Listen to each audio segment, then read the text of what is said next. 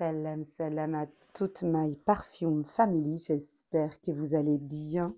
Découverte olfactive du jour. Bonjour d'une masterpiece qui méritait une vidéo YouTube, forcément, qui méritait de prendre le temps. Et d'abord, avant de vous parler du nom de cette masterpiece, enfin, de la découvrir ensemble, il faut absolument que je vous explique la galère que ça a été pour l'avoir. Alors, la masterpiece dont nous allons parler aujourd'hui, c'est Iris Silver Mist. Alors, de tous les voilà, reviewers de parfum, critiques de parfum, il y a l'influenceur du parfum et il y a la critique du parfum. Mais écoutez, dans tous les, si vous voulez, tous les critiques reconnus internationalement, ils placent toujours l'Iris Silver Mist parmi les meilleurs parfums à l'iris. Création de Lutenz en 1994, s'il vous plaît. Ça n'a pas attendu la moindre tendance, bien au contraire. Ça a copié, ça s'est inspiré d'une tendance de l'Italie du XVIIIe siècle, il me semble. Et cette masterpiece, elle est une référence donc dans l'univers du parfum, comme étant un des plus beaux iris. Alors, rapidement pour définir ce que c'est que l'iris, c'est plus, si vous voulez, on la représente très souvent même sur Fragrantica sous forme de petites fleurs violettes, alors qu'en réalité, on utilise beaucoup plus ce qu'on appelle la bulbe ou alors le tube, un peu comme avec le vétiver. Il s'agit plus de la partie basse. La fleur en elle-même n'est pas ce qu'on utilise pour pouvoir créer l'iris en tant qu'ingrédient de parfum. Et donc, elle ne fait pas partie, c'est un ingrédient qui ne fait pas partie de l'univers des fleurs. Non, ça serait plus en comparaison avec le vétiver. Et il faut savoir que c'est un ingrédient qui est très coûteux, un ingrédient qui met énormément de temps, environ 6 ans, pour pouvoir être utilisé finalement. Je vous ferai une vidéo précisément sur l'iris et toute l'histoire, que ce soit au niveau de son histoire, de sa production, du resourcing et de son prix, etc. Mais aujourd'hui, il faut que je vous raconte également l'histoire de comment j'ai réussi finalement à posséder Iris Silver Mist. Je ne l'ai pas encore ouvert, mais je sais que c'est ça. C'est un paquet que j'attendais, que j'ai reçu ce matin. Alors, sur le site, moi, face à toutes ces critiques, forcément, j'ai voulu l'essayer. Introuvable en sample, donc en échantillon. Je me suis dit, c'est pas grave, si c'est une référence, ça vaut le coup. Je pourrais toujours le revendre. Sur le site, il est indisponible de Serge Lutens. Partout ailleurs, il n'y a personne qui revend son Iris Silver Mist, sauf une personne sur eBay qui le revendait. Et donc, en fait, j'ai enchéri, mais genre, j'étais la première personne à enchérir. Et après, comme d'habitude, eh bien, j'ai oublié d'aller vérifier ce qu'il en était. J'avais même mis un réveil pour vous dire, pour être sûre de l'obtenir. Et quelle ne fut pas ma magnifique surprise. Genre, j'ai sauté en l'air. Tout le monde m'a dit, mais qu'est-ce que t'as? J'ai dit, j'ai eu Iris Silver Mist. En fait, j'étais la seule personne qui avait enchéri. Et donc, la seule personne qui avait gagné ce parfum. Donc, j'étais trop, trop happy. Bon, il était quand même assez onéreux. Après, proportionnellement, est-ce qu'on s'y retrouve? Puisque c'est 210 € le flacon de 75 ml. Là, je crois qu'on était environ à 50 pounds, ce qui veut dire 60 €. J'étais bien. Je ne voulais pas en fait de grands volumes, mais assez pour pouvoir le tester, le redécouvrir, parce que les Serge Lutens, ce sont des parfums dont il faut mettre du temps pour comprendre l'œuvre artistique. Serge Lutens, je le mets très proche de Edmond Roniska au niveau de l'intellectualisation du parfum, au niveau du travail artistique. Voilà, donc je suis trop happy. On va le déballer ensemble. Si ça n'est pas un vrai, un non authentique, vous le verrez en même temps que moi. Donc, comme je vous disais, création 1994. Je vais vous le décrire d'abord en utilisant les mots utilisés sur le site de Serge Lutens, ces expressions, et ensuite vous donner mon impression. Voilà.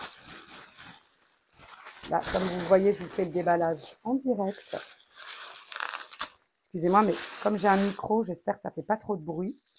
Mais bon, les amoureux de l'unboxing, vous faites kiffer. Voilà. Bon, il a été très bien emballé au vu du prix. Alors, il faut savoir qu'il était non seulement disponible à la base dans ce magnifique flacon, mais je le trouve sublime. J'aurais vraiment aimé l'avoir en flacon. Mais il y a une personne qui le revendait sur eBay, je crois, 1500 pounds. Oui, bien sûr. On profite du fait que ce soit out of stock pour pouvoir mettre des prix indécents. Mais également, il était proposé en 3 flacons de 30 ml, ce qui faisait 90 ml en tout. J'arrive pas à le croire. Il est enfin, ça fait au moins 6 mois que je cherche à l'avoir. Il est enfin devant moi. Je vais vérifier qu'il a bien écrit Iris Silver Mist. Oui, c'est bien ça. Et il y a un petit chiffre 11. Voilà, donc c'est un 30 ml. Bon, il n'y a pas de bouchon parce que normalement ça va avec le machin noir, vous savez. Bon, je l'ai déjà, mais c'est juste qu'il appartient à un autre parfum. Je me ferai un plaisir de le déplacer pour celui-ci. En tout cas, je suis trop happy. Bon, on va revenir à l'histoire d'abord. Je vais le vaporiser et on va parler un petit peu de cette création. Il y a tellement de choses à dire. Je vais vaporiser là, je vais le mettre de côté et voilà. Donc, alors déjà de base, ce que j'aime bien quand on découvre un parfum, une œuvre artistique, c'est comprendre ce que le parfumeur en lui-même a voulu obtenir en créant ce parfum. Alors, vous me suivez? Pendant longtemps, là j'ai été sur le site de Serge Lutens, je vous remontre le flacon de base qui est absolument sublime. Je vais vous faire une incruste écran de toute façon, je vais vous le mettre là. Et franchement, c'est magnifique. Alors, en description, pendant longtemps, on utilisa en Toscane les rhizomes d'iris pour parfumer le linge des armoires. C'est une tradition apparemment italienne. S'appuyant sur cette tradition, Serge Lutens a imaginé un parfum construit sur une brume poudreuse d'iris. Sublime élégance, Iris Silver Mist se portera à même la peau, sur un mouchoir de lin blanc ou sous un mohair. Donc on imagine vraiment ce contact très intimiste avec cet iris. On n'y voit rien, mais on y devine tout.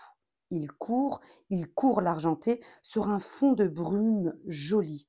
C'est de la poudre qui, sous nos yeux, s'irise par le nez. C'est beau. Épaule ronde, bouchon de flacon d'apothicaire, ce flacon mythique du Palais Royal renferme les parfums d'une collection réservée à nos points de vente les plus prestigieux. Bon, ça, c'est concernant le flacon. Très bien. Bien, écoutez, allons-y. Alors, il faut savoir également que, pour la petite anecdote autour de l'iris, on s'en servait également pour se parfumer. Les femmes d'un certain niveau social se parfumer avec l'iris. Et d'ailleurs, il y a une anecdote qui est très connue sur une femme qui était la muse de beaucoup de peintres italiens et qui est morte très jeune, je crois qu'elle est morte à l'âge d'une vingtaine d'années, et qui se parfumait justement à l'iris. Donc, vous avez cette connotation beauté presque figée et à la fois cet effet un peu powdery que l'iris, il faut savoir que c'est quand même un des ingrédients avec la vanille qui est le plus apprécié parce qu'en plus, il est ingenré, c'est une douceur, un romantisme qu'on peut très bien imaginer, que ce soit sur un Brother Parfum ou une Sister Parfum, on porte le romantisme. Et c'était Anatole Le Breton qui disait que l'iris, pour lui, c'était vraiment un ingrédient magique. C'est l'ingrédient qui va embellir, comme une baguette magique, vous savez, des petites étincelles, n'importe quel parfum. Et c'est vrai, à chaque fois qu'il y a de l'iris, c'est comme embellir un parfum, c'est comme le rendre plus accessible et plus facile à porter, plus romantique. Voilà. Alors, il y a aussi une autre anecdote concernant Serge Lutens et ce parfum l'Iris Silver Mist que j'avais découvert sur la parfumerie podcast. Voilà, une référence. Si vous voulez avoir plein d'infos sur les parfums, ils ont fait un très bon épisode qui concerne le fait de se cultiver et la culture du parfum. Et je crois que c'est un certain Fun qui était intervenu pour parler d'une œuvre qui s'appelle Les Parfumeurs et qui est une sorte de bibliographie voilà, des parfumeurs et des petites anecdotes. Et dans ce livre, Monsieur Fun, je ne connais pas son vrai nom, il rappelle une anecdote que j'ai trouvée absolument magnifique. C'est pour ça que je viens de vous la raconter. Je remercie la Parfumerie Podcast de m'avoir fait découvrir cette histoire qui est incroyable et qui m'a donné également envie d'acheter très très rapidement le livre. Et en fait, en gros, Serge Lutens s'est invité sur Radio France, il y a plusieurs années de ça. Et en fait, également est invité une personne qui n'a pas d'odorat. Et donc, il décide de lui décrire Iris Silver Mist. C'est une personne, ça n'avait rien à voir avec le Covid. Il est des personnes qui naissent sans odorat ou alors qui perdent l'odorat, des fois après un accident, mais des fois sans raison. Ils n'ont pas ce sens qui marche, tout simplement. Et donc, elle n'avait jamais senti. Et donc, il a voulu lui décrire Iris Silver Mist. Il lui a parlé, entre autres, il me semble, de cette femme, justement, qui était une muse en Italie. Et en plus, cette femme elle-même qui n'avait pas d'odorat était également très belle. Et il lui décrit ce parfum. Et la légende raconte que les revendeurs du Palais Royal ont indiqué à monsieur Serge Lutens que depuis sa description de cet Iris Silver Mist, cette personne-là venait acheter régulièrement ce parfum, bien qu'elle ne pouvait pas le sentir. Le fait qu'il lui ait décrit, elle a pu comprendre et elle a pu porter ce parfum même sans le sentir. Et j'ai trouvé cette anecdote absolument incroyable. Allez, c'est parti, on y va. Franchement, ce que je sens, c'est super beau. Vous savez, j'ai vu beaucoup de descriptifs qui disaient qu'il était ténébreux, qu'il était cold. Et moi, ayant cette pensée en tête, là, je suis très agréablement surprise par ce que je sens. Nous allons d'abord voir donc cette création de 1994, qui n'est autre que par Maurice Roussel. Forcément, je ne peux qu'avoir envie de sentir Iris Silver Mist quand tu sais que derrière Musk Ravageur, c'est également monsieur Maurice Roussel. Je trouve incroyable sa manière d'aborder les ingrédients. Bon, il n'a pas fait que des tops, il a fait certains flops. Hein. Uncut Gem, beaucoup en parlent. Mais voilà, Musk Ravageur, un de mes top one ever.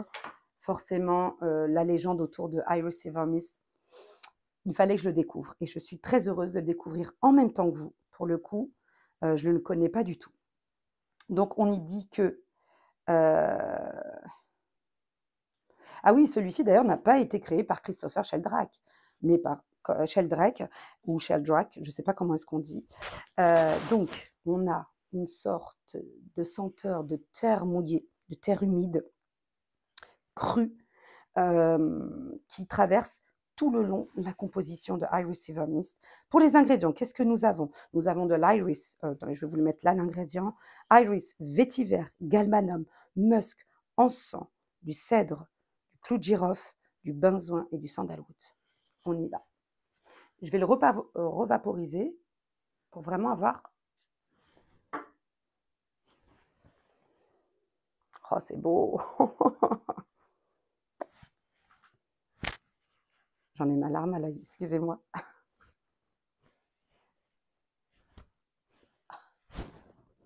Waouh, excusez-moi.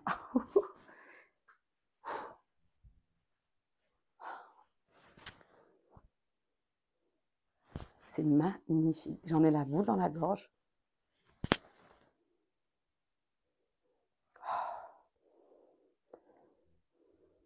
Tu as l'impression de rentrer dans un trou poudreux, mais tu n'en finis pas en fait. On a l'impression de traverser un tube comme ça, très fin. Et c'est sans fin. Effectivement, c'est un peu humide. C'est terreux, mais imaginez-vous une terre blanche, pas une terre sombre. Waouh! Waouh! Franchement, c'est un parfum qui est... c'est un parfum, c'est la première fois que je le sens. Je le sens vraiment en même temps que vous. Il m'a rappelé la beauté racineuse, presque tubéreuse, du vétiver bourbon de Parfum d'Empire.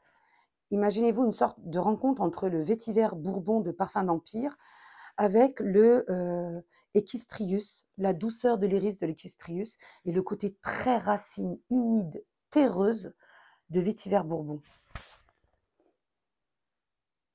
T'as l'impression, ouais, t'as l'impression qu'il fait froid, effectivement. Tous ceux qui ont dit qu'il était froid, on sent vraiment une racine, mais une racine blanche, pas noire. Une racine blanche, douce, soft. En fait, c'est un parfum que j'arriverais peut-être même pas à porter, tellement je trouve que c'est une œuvre artistique, tellement je trouve qu'il dégage une émotion hyper palpable, malgré le côté tout vaporeux, aérien, poudreux de cette Iris Silver Mist. Je serais presque impressionnée de le porter au quotidien. Je ne sais pas pour ceux qui le connaissent si ça vous fait ça, mais c'est le genre de parfum qui, quand il me crée une émotion comme celle-ci, je sais que j'ai ressenti pareil pour le parfum de Thérèse d'Edmond-Niska, et encore, je le trouve encore quand même de son côté floral, fruité, concombre, melon, etc., peut-être plus accessible, et encore, c'est une œuvre pour moi. Mais alors, Iris Silver Mist, il est de ces tableaux abstraits qu'on veut cacher au fond de sa cave et être les seuls à regarder. C'est magnifique. C'est beau, il y a presque un côté, pas mentholé, mais frais, glacial, givré, mais très légèrement givré. Heu, un givre qui n'empêche pas, la vie, en fait. Un givre qui, au contraire, conserve la vie et là, c'est la vie de l'iris et quand vous connaissez je vous ferai une vidéo pour vous expliquer, tout le processus de fabrication, de production de cet iris. Vous comprendrez en quoi cet iris, heu, il est coûteux déjà et heu et qu'il y a tout un travail pour obtenir cette beauté et là, franchement, c'était un sacré défi que de vouloir, s'inspirer de cette époque un petit peu, artistico-romantico, italienne. C'est très beau. C'est de l'iris poudré et à la fois terreuse, racineuse, mais une racine qui a été givrée, en fait, qui a été conservée et voilà. C'est Iris Silver Mist. Quel parfum, quelle beauté. Je ne regrette absolument pas mon achat. Je me demande juste si je vais avoir le toupet de le porter. Hem En quelles circonstances? Tellement il est beau. Je crois que c'est le genre de parfum, je porterai juste pour moi. Il est tellement difficile à trouver. Est-ce que je pourrais le porter avant de dormir? Je ne pense pas, mais dans ces moments-là où j'ai besoin, vous savez, je vous dis très souvent que le parfum, c'est pour moi un moyen de me retrouver, de me reconnecter et de réaligner également mes énergies.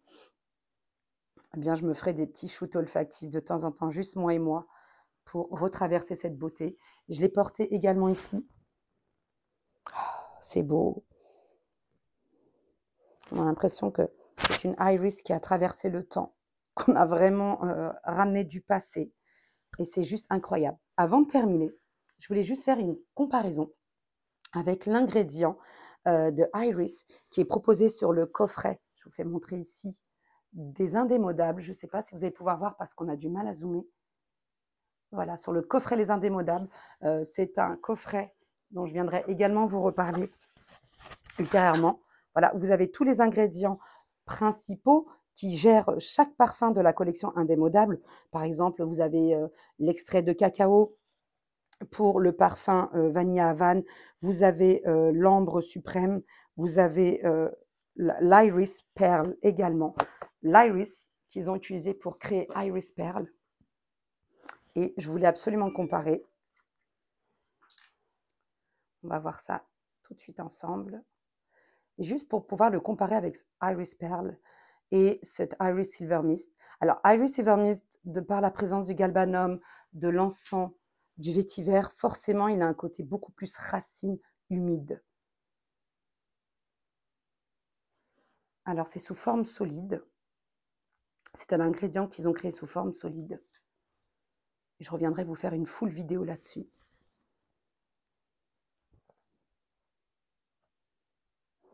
Alors oui, effectivement, il porte très bien son nom.